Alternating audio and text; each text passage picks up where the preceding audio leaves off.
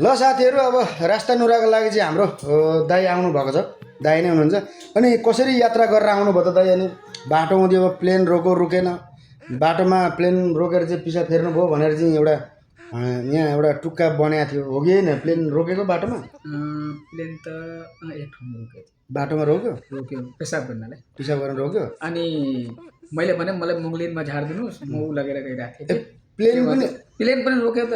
अनि साउदी आउने प्लेन चाहिँ मुगलिनमा कसरी पुग्यो? मुगलिनमा रोकेर अनि के भरङ थियो, अनि भरङमा मैले भने मलाई मुगलिन साउदी ऊ के भन्छन् ड्राइभर साहब मलाई मुगलिनमा झारिदिनु। अनि उसले रोक्यो, अनि पिसाब फेर्यो अनि फेरि चढेर साउदी झ्या। अनि कटो नखोलिकन पिसाब फेर्नु पर्यो त तपाईँले? ल एकदम हाँसी मजाक हाम्रो हो। ल हाम्रो दाइ पनि आउनुभएको छ रास्ता नुराको लागि। अब होटल चाँडै नै सञ्चालनमा हुँदैछ भने अब ट्राभल्स, नेपाली ट्राभल्सको शाखा पनि त्यहाँ चाँडै नै आउँदैछ। तपाईँहरू पनि पासपोर्ट रिन्यू गर्नु परेमा, इन्टरनेसनल लाइसेन्स बनाउनु परेमा हामीलाई सम्पर्क गर्न सक्नुहुन्छ। हवाई टिकटको लागि, इन्टरनेसनल हवाई टिकटको लागि पनि हामीलाई सम्झन सक्नुहुनेछ है साथीहरू।